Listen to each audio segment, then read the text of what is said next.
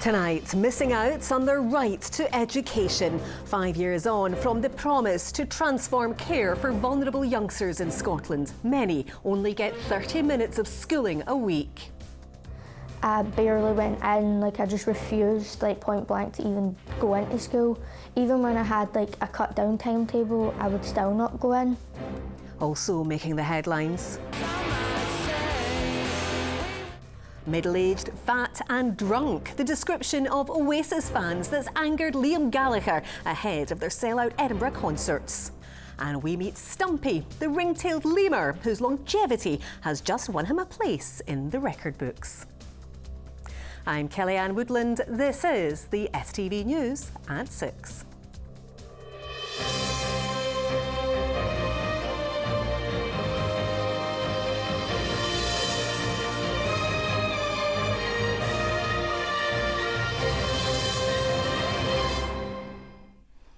Good evening. Care-experienced young people are receiving as little as 30 minutes of education a week.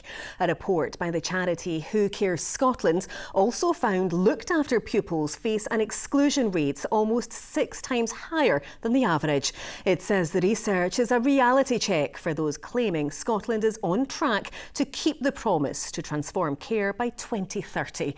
Our political correspondent Ewan Petrie has been speaking to some of those affected. When you're a kid, it's really hard to speak up in front of loads of strangers, at meetings and stuff like that. Honey has recently been assigned an advocacy worker to ensure she has a say in her future.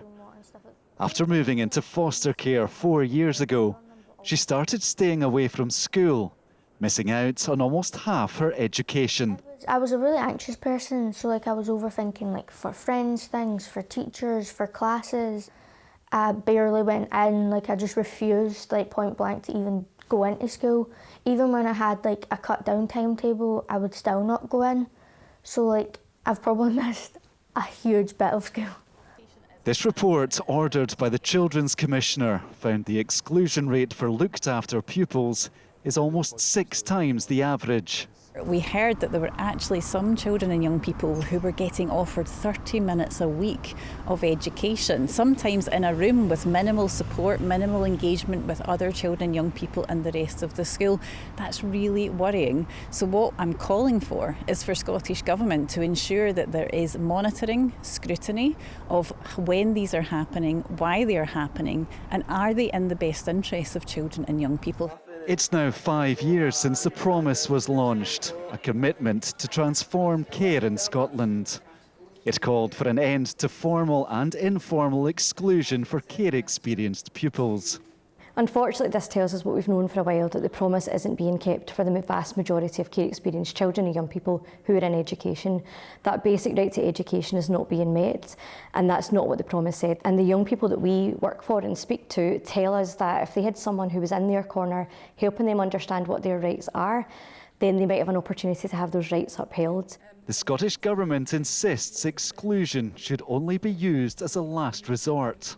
There are good examples in our education system about nurturing approaches, about inclusive practices that enable individuals to sustain their education is far preferable to exclusion, and that will particularly relate to care-experienced young people whose prospects and opportunities we need to address as a matter of urgency.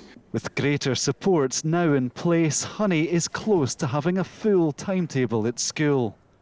But many more vulnerable young people are still missing out on their right to an education.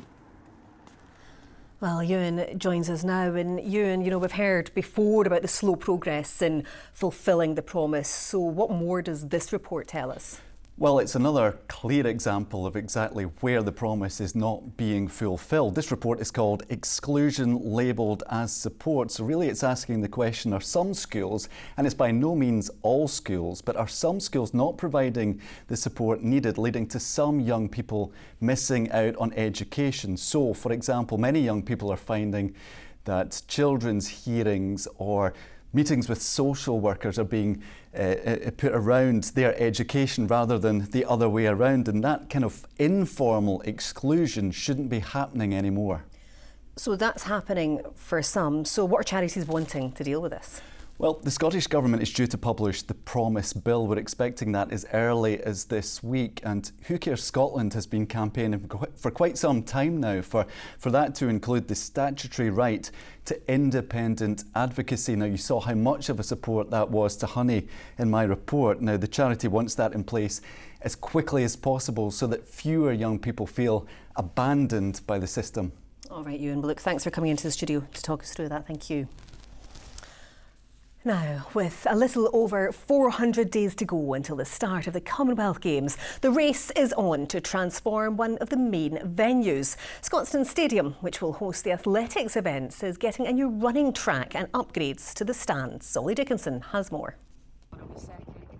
It's a staged photo call that Alison Bell hopes to turn into reality. The 21-year-old sprinter has her sights set on the Commonwealth Games and representing Scotland. I've been to competitions like Europeans, like World Champs and stuff, but there is something special about racing for Scotland in Glasgow, knowing that my family will be watching. That's something that never normally happens when you're away in Colombia or you're away in the States or something, but it definitely adds that little bit of pressure, and it's finding out how to use that to sort of drive me and use that to like my advantage. 11 years ago, Bell sat in the stands inspired by the Glasgow Games.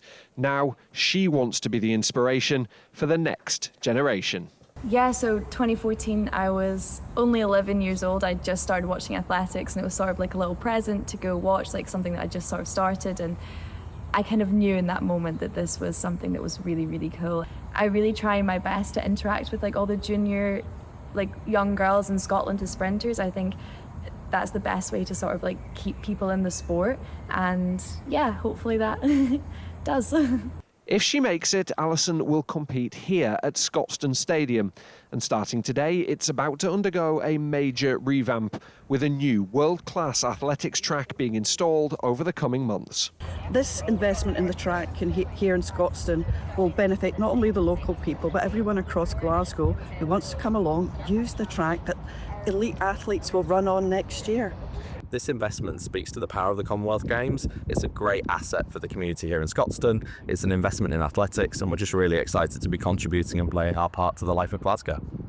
Spades in the ground mean the race to be ready for these games is well and truly on. In 402 days, the world will be watching as Glasgow's games get underway again. Ollie Dickinson, STV News at Scotstoun Stadium. Police are investigating after a human leg washed up on an Ayrshire beach. Officers were called to Prestwick Beach in South Ayrshire last Tuesday after the human remains were discovered. The limb still had a shoe and sock on.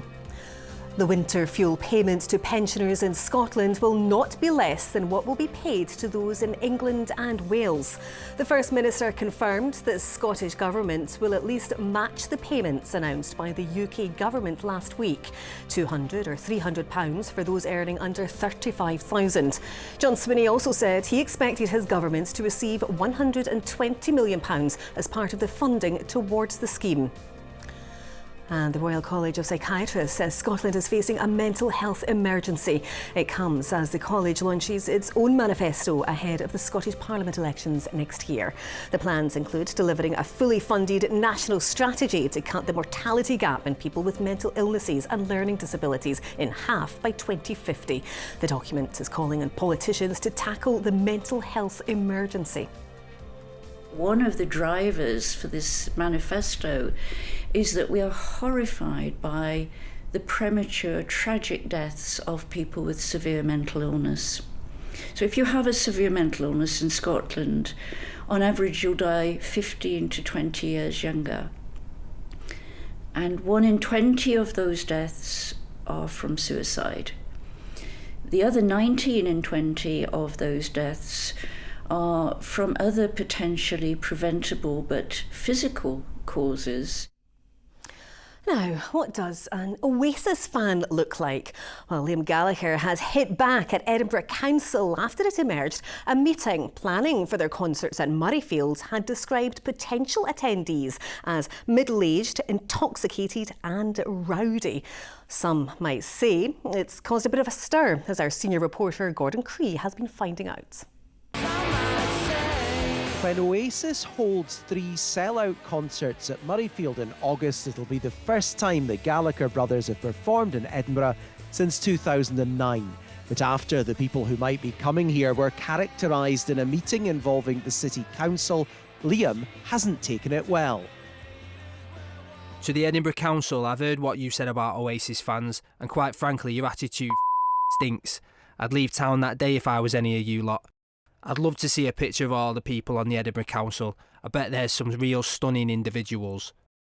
So how did we get here? Well, these comments about Oasis fans were made in a safety advisory group meeting involving the council, concert promoters, emergency services and others. Part of what we're told is the extensive planning process ahead of any big event. I love their music. The local councillor for this area has a more positive view.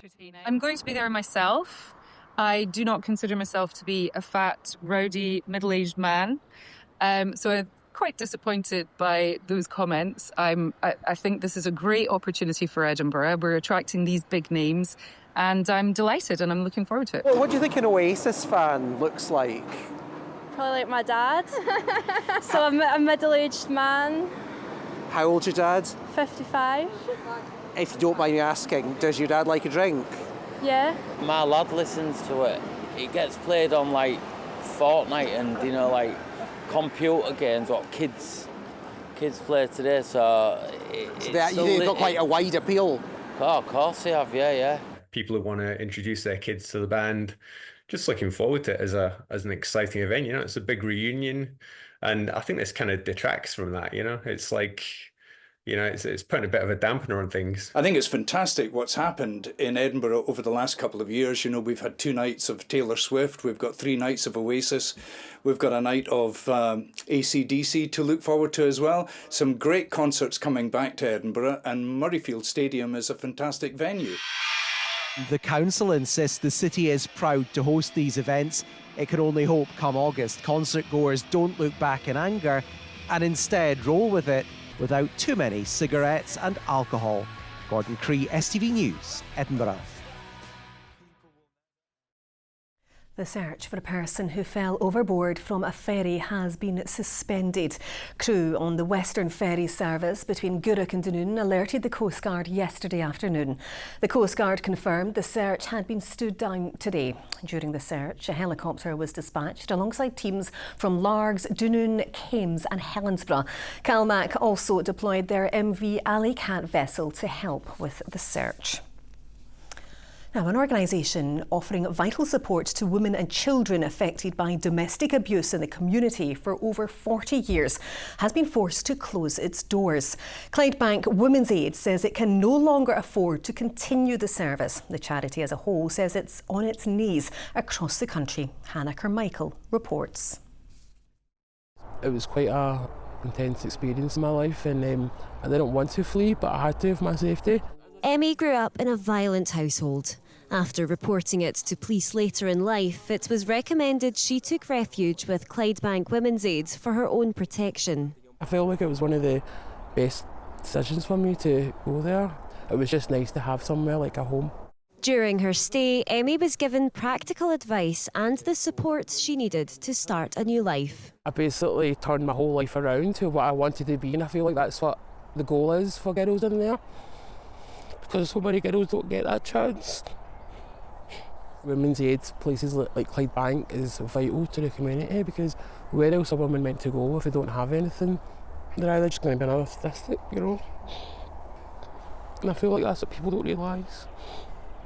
For more than 4 decades, women and children here in Clydebank have been helped by their local Women's Aid service. So it came as a shock when the organisation announced it was closing its doors. In a statement, the team said they were no longer in a position to provide the support required in the community. They added the decision had not been made lightly, and that despite facing hardships, they'd worked relentlessly to keep the service running. There's concerns about how the closure will affect the area. Between 2023 and 2024, West Dunbartonshire had the second highest rate of domestic abuse across the country. There were 1,357 cases, up 120 on the year before. Scottish Women's Aid says services have been facing rising financial pressures over recent years and changes need to be made to the way they're funded. Women's Aid across Scotland is on its knees, frankly, mostly caused by inflation, the financial crisis. The Scottish Government's funding has just been increased, so that's been enormously helpful. But it hasn't been enough to cover the cuts that local authorities have been salami slicing out of women's aid budgets. West Dunbartonshire Council says it provided £125,000 of funding to Clydebank Women's Aid before it closed and is looking at ways to support women who would have used the service. A local councillor is now pushing to keep the money earmarked for local domestic abuse services. Whilst they will not be here any longer, the issue will still remain, so it's about ensuring that there's still support and somewhere for these women to access the help that's needed going forward. It's a real danger that not having this organisation in the area will cause further damage to these women. In the meantime, Emmy fears women like her will be left without a safe haven. Hannah Carmichael, STV News, Clydebank. All right, all your sport now with Ronnie, and wow, Bob McIntyre came tantalisingly close. So close, 2 shots away from his first major. It was amazing. It went on long into the night, so much drama. But the man from Oban, as you say, so close, but he's hungry for more.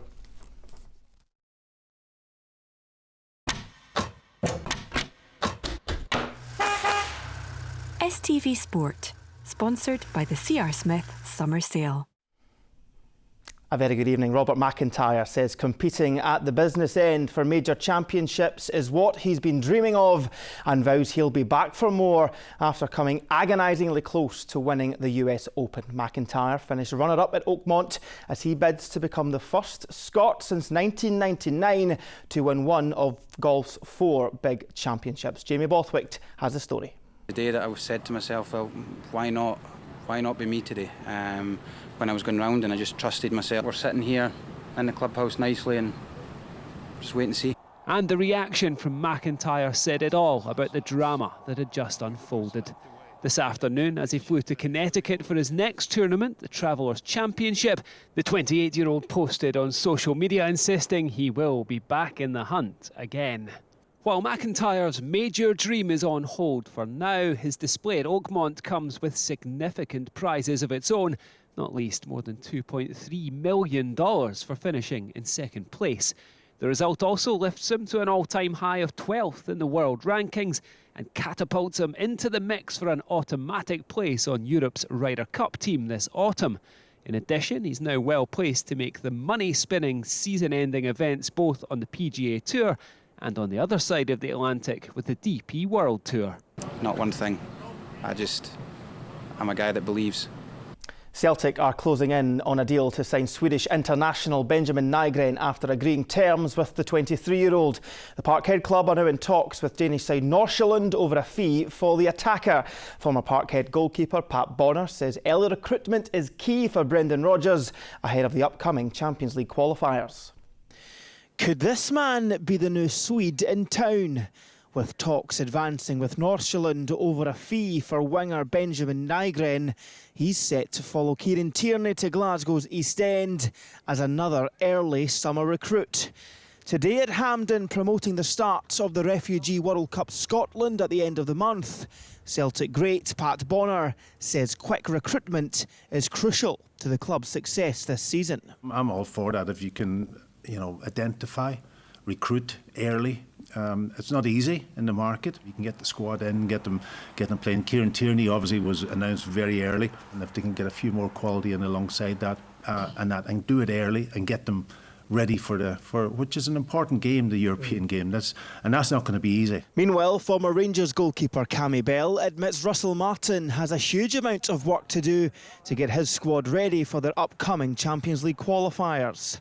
After claims that Cyril Dessers could be on his way out of Ibrox with a potential move to AEK Athens in Greece, Bell is adamant Russell must get to work to ensure they're ready for their European campaign. There's a huge amount of work to be done, but I'm pretty sure everyone at Ibrox will be working as hard as they can to get as much of that done before these qualifiers as possible. The game, we're talking weeks away, and as I say, I feel as if that's always Rangers' biggest game, because you've got to start well, you want to progress in Europe. There's going to be players leaving, players coming in, and then it's all about Russell Martin gelling that squad together. Over 250 players from more than 50 nations will compete in the Refugee World Cup Scotland, which takes place on the 29th of June at Tory Glen Football Centre in Glasgow. To tennis, and Cameron Norrie has been knocked out in the first round at Queen's after a 3-set defeat to 8th seed Jakub Mensik. Norrie wasted 2 set points in the opening set tiebreak, eventually losing out to the Czech teenager 7-6. Norrie then dominated the second set, winning 6-1 to level up the match, but went a double breakdown in the decider, losing 6-1. Jacob Fernley is just starting his first round match against Australian qualifier Alex Bolt. To cricket, and it was a successful weekend for Scotland as they defeated the Netherlands by 39 runs in their opening T20 series match in Glasgow. It was a good start for the hosts at Clydesdale Cricket Club as they posted a score of 160 for 8. They then dominated as the Dutch went into bat. Yafsan Sharif, Jack Jarvis and Mark Watt took 2 wickets each as the visitors were all out for 1-2-1. Scotland now face Nepal tomorrow.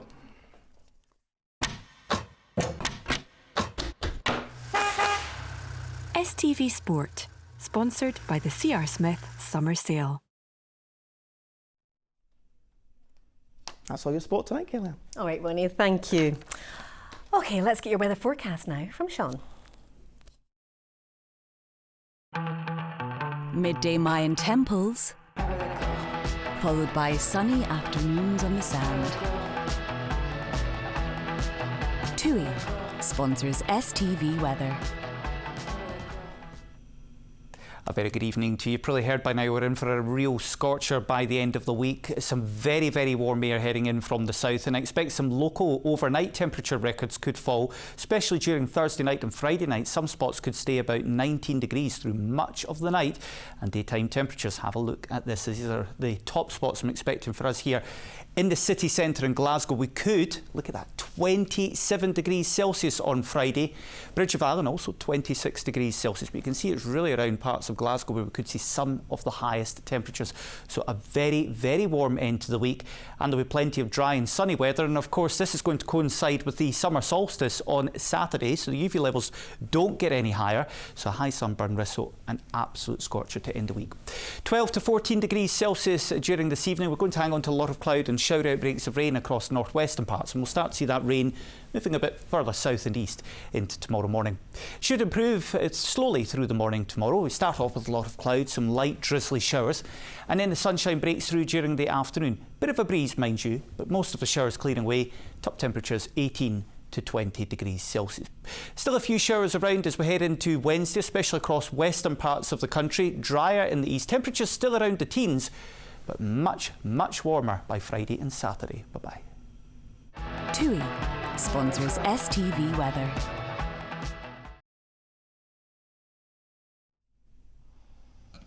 And finally, it's not every day you get to celebrate a birthday and secure a place in the record books, but that's the case for one very special primate at a zoo in West Lothian. At the grand old age of 39, Stumpy has become the oldest living ring-tailed lemur in captivity and has been recognised by the Guinness World Records. Laura Piper has been finding out more.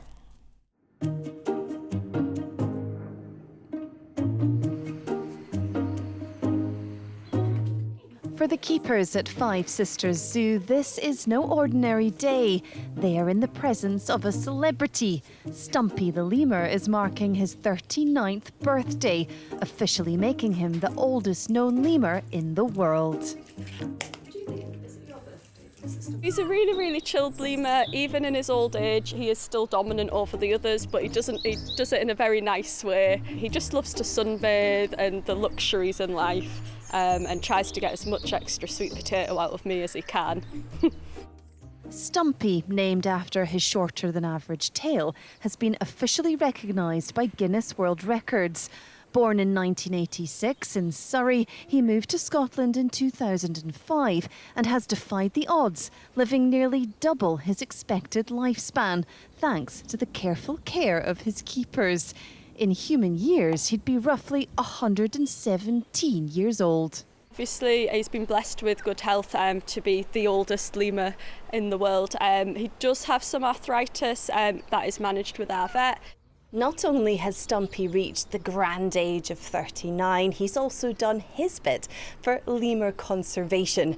In his lifetime, he's been very dedicated to the lady lemurs in his life, and he's fathered 11 children, 25 grandchildren, 6 great-grandchildren, and 1 great-great-granddaughter.